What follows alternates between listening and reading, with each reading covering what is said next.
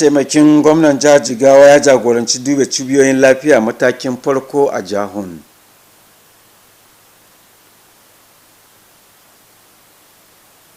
Najeriya ce kan gaba a duniya wajen yawan masu cutar malaria da ƙwararru ke gargaɗin yawar ƙaruwa a lokaci na damuna.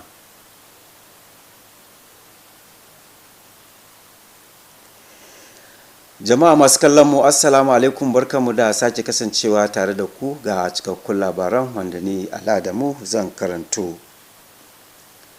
A wani bangare na kokarin inganta aikin kiwon lafiya ya tafi daidai da yawan jama'ar jihar Jigawa, mataimakin gwamna kuma shugaban kwamitin kiwon lafiya Aminu Usman ya jagoranci tawagar manyan jami'an gwamnati a rangadin duba asibitocin kiwon lafiya matakin farko a karamar hukumar jihun.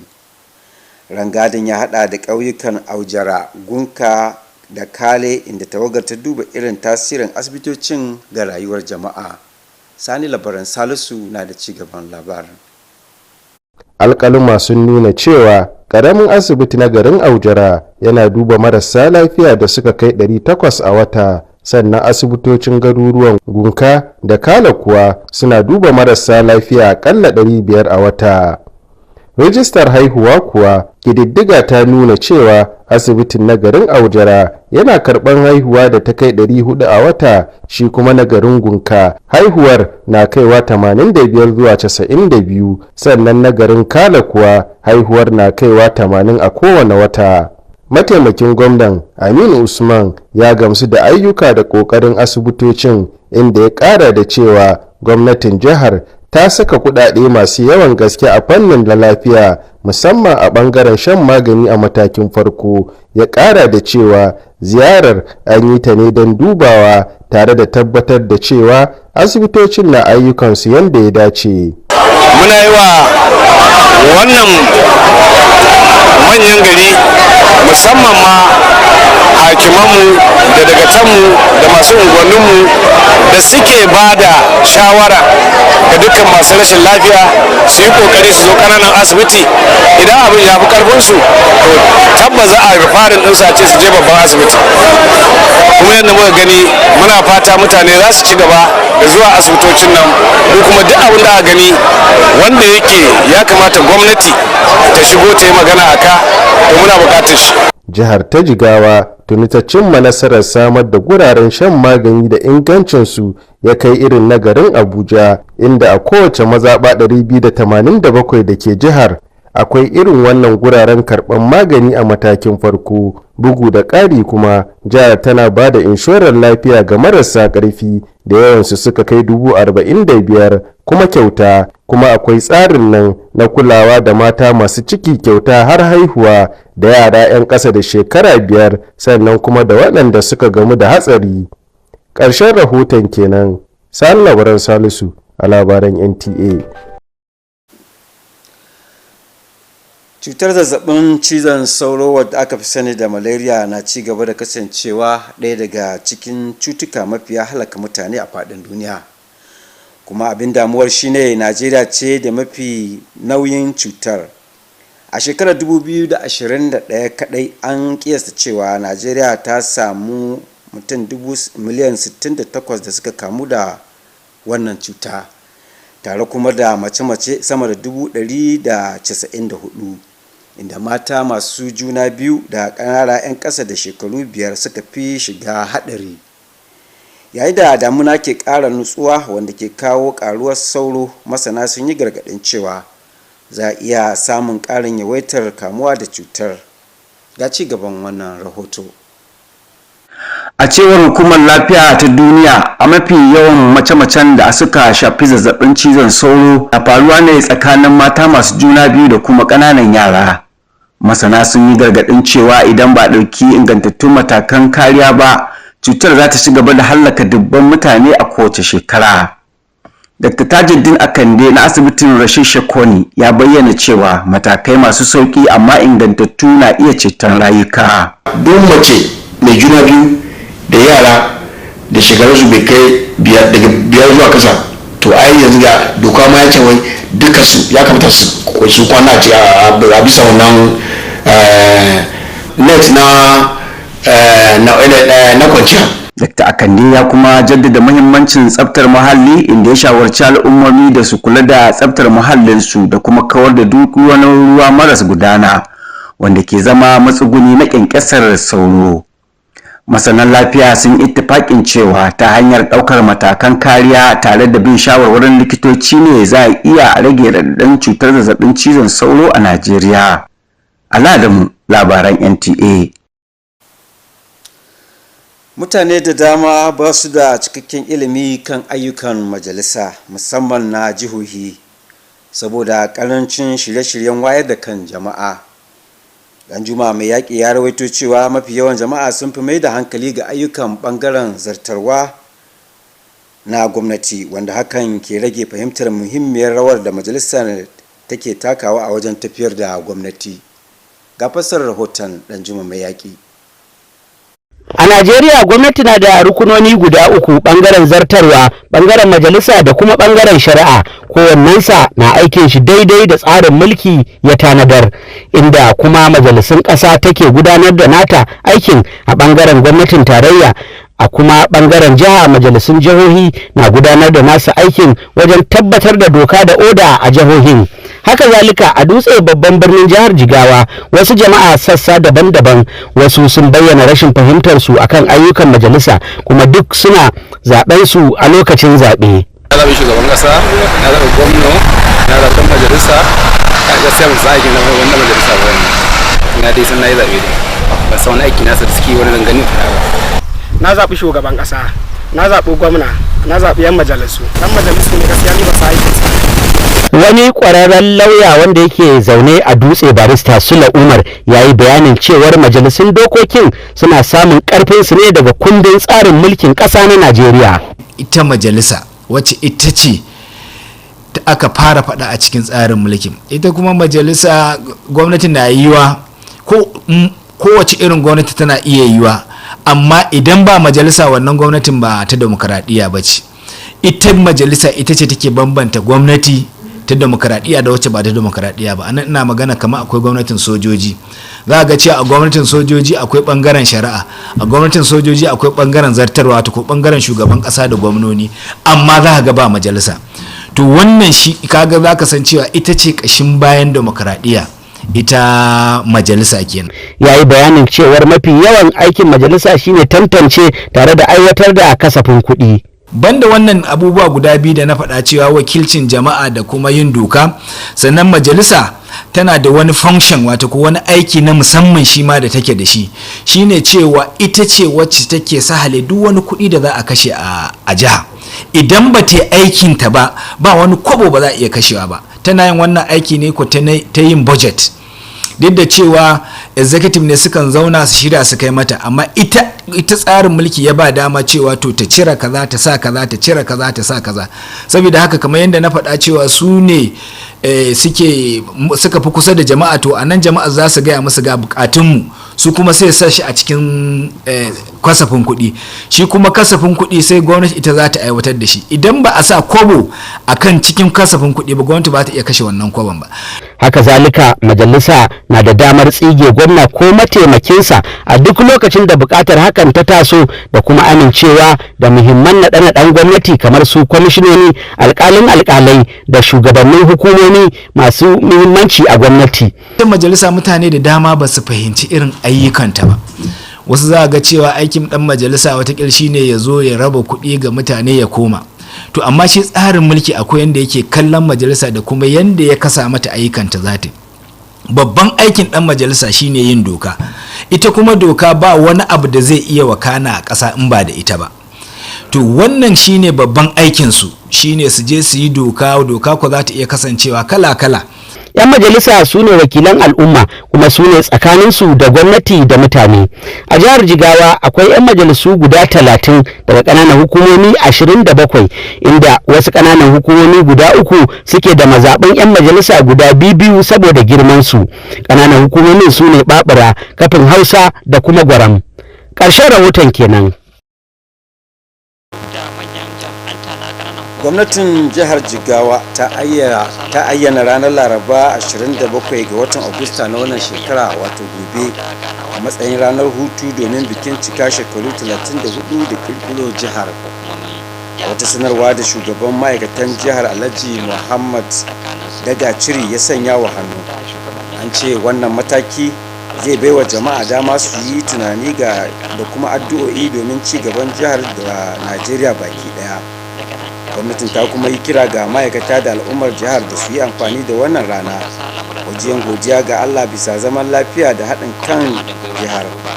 An kirkiro jihar Jigawa daga tsohuwar jihar Kano a ranar 27 ga watan Agusta a shekarar 1991 a lokacin tsohon shugaban ƙasa mulkin soja na janar Ibrahim Badamasi Babangida.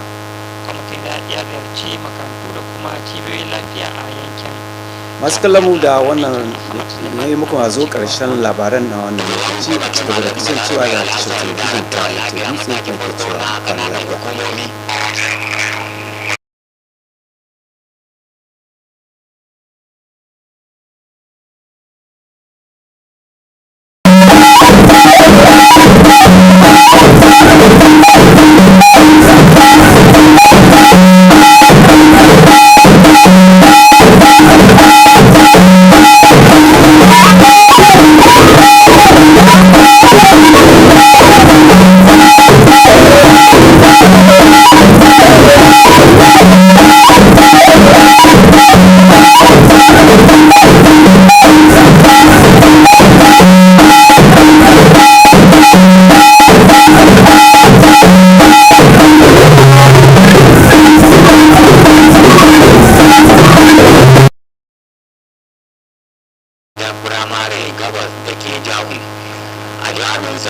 Jigawa Deputy Governor leads inspection of primary health care facilities in Jahu.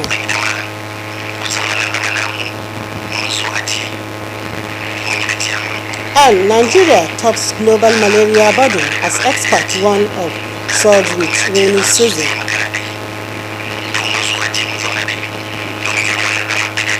Good evening and welcome to NTA DUTSE News at 7. I am Hawa Harun. Thank you for joining us.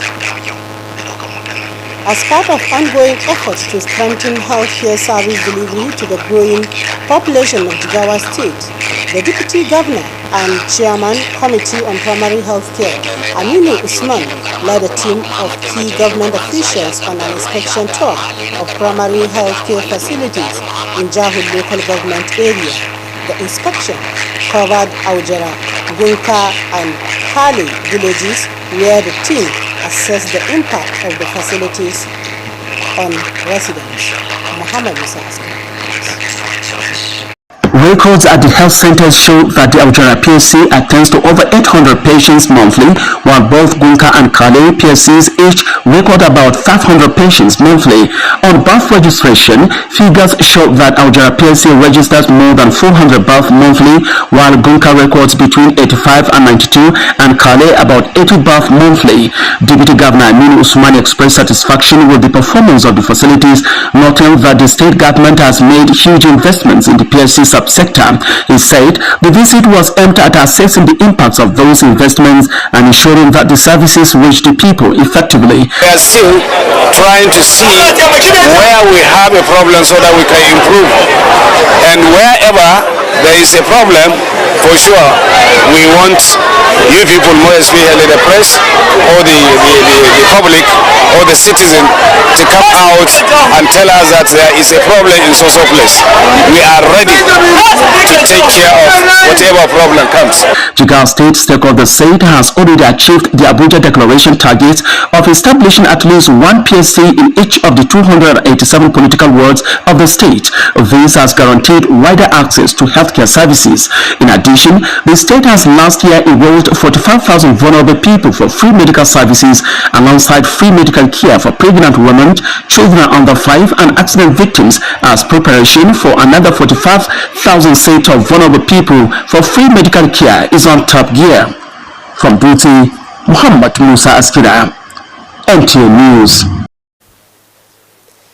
As malaria continues to rank among the world's deadliest diseases, and sadly Nigeria carries the highest burden, In 2021 alone, the country recorded an estimated 68 million cases and over 194,000 deaths, with pregnant women and children in the 5 most at risk. As the rainy season heightens, mosquito breeding expert warns of a likely surge in infections. Ala Adamu reports. According to the World Health Organization, the majority malaria-related deaths involve pregnant women and young children. And why pregnant women and children? Pregnant women has what you call reduced immunity.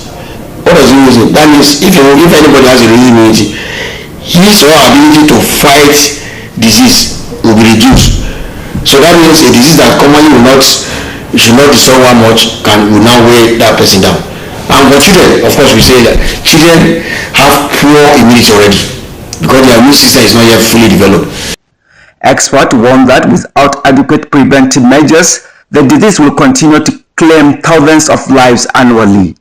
Dr. Tajuddin Akande of Rashid Shakoni Teaching Hospital explained that simple but effective steps can save lives. The pregnant mother and the baby must sleep under what you call insecticide treated net. Once a woman is pregnant, if the pregnancy is up to 16 weeks, we commence that malaria treatment. It's the same drug that we use for treatment.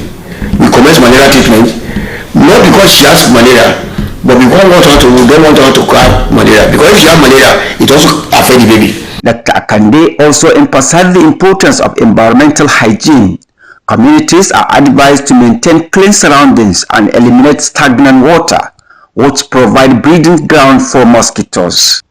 Health experts insist that with consistent preventive practices and adherence to medical advice, the burden of malaria in Nigeria can be reduced significantly. In DUTSE, Ali Adamu, NTA News. Some people are not well informed about the functions of the legislature, especially state legislation, due to lack of sustained civic education and awareness programs. Danjuma Miyaki reports that citizens pay more attention to activities of the executive arm of government, leading to less awareness of the legislative arm's essential role of governance. The report. In Nigeria, government is structured into 3 arms: the executive, legislature, and judiciary, each operating within a system of checks and balances as enshrined in the Constitution. While the Regional Assembly caters for federal laws, at the state level, the House of Assembly is saddled with the responsibility of making laws to ensure peace, order, and good governance on matters within its jurisdiction. However, a cross-section of residents in DUTSE, especially from the informal sector, admitted ignorance of the state assembly's functions. Many confess that while they vote during elections, the understanding of governance often begins and ends with the executive arm. A constitutional lawyer based in DUTSE, Barrister Sule Omar, explained that the legislative arm derives its powers from the Constitution of the Federal Republic of Nigeria. Their main function is law-making power. That is, they are the one that normally promulgate or enact any law that is in existence in the state. And without law, you can believe me that this country or this state cannot be governed. So it is their main function to make law, and there are so many laws that they can make. No act is an offense unless a state house of assembly make a law and prohibit it and say that, and prescribe it and say that this is an offense, and without that nobody can be punished. He added that one of his key responsibilities is to scrutinize and pass the state's annual budget into law. Have another function, which is passing the budget, because no government can function without money, and they are the ones that normally allocate a particular sum to a particular institution, a particular sum to a particular ministry, a particular sum to a particular issues in the state. So all these things, they used to do it in the budget. They are the ones that normally promulgate or make the budget and give it to the executive to execute it. The House of Assembly also holds the constitutional power to impeach a governor or deputy governor when necessary. It further confirms appointments into critical state positions such as commissioners, the chief judge, and the chairman of the State Independent Electoral Commission, among others. Also have another important function of removing an executive head like the president or the governor in the term of maybe he committed something that is not fit for that particular office, or where he is found to be not fit because of some illness or sickness to continue ruling the people of the state. So they have that power. The constitution gives them that power to remove the sitting executive head like the governor or the president or the deputy governor or the vice president. So they have that particular powers. Then finally, they have the power to amend, to play a role in the amendment of the constitution. The power to amend it is not within, it's not for them, but they have a role to play, because you cannot amend the constitution of the Federal Republic of Nigeria without the input of the state legislature and without the input of the National Assembly. Lawmakers serve as representatives of the people, acting as a bridge between the government and the constituencies. Representation in the State Assembly is based on constituencies for effective grassroots engagements. In Jigawa State, there are 30 lawmakers, one from each of the 27 local government areas, with 3 additional members from Babra, Kafin Hausa, and Gwana local government areas, due to the larger population sizes. I am Banjuma Miyaki, NTA News. Jigawa State Government has declared Wednesday, 27th August 2025, a work-free day to mark the 34th anniversary of the state's creation. A statement signed by the head of service, Alhaji Muhammad K. Dagacheri, says the gesture is to allow citizens reflect and pray for the progress of Jigawa and Nigeria. The government urged workers and residents to use the day to thank God for peace and unity in the state. Jigawa was created out of the old Kano state on August 27, 1991 by the then military president, General Ibrahim Babangida. Congratulations, government and good people of Jigawa State. That has been the size of our bulletin. Thank you for watching. Good night.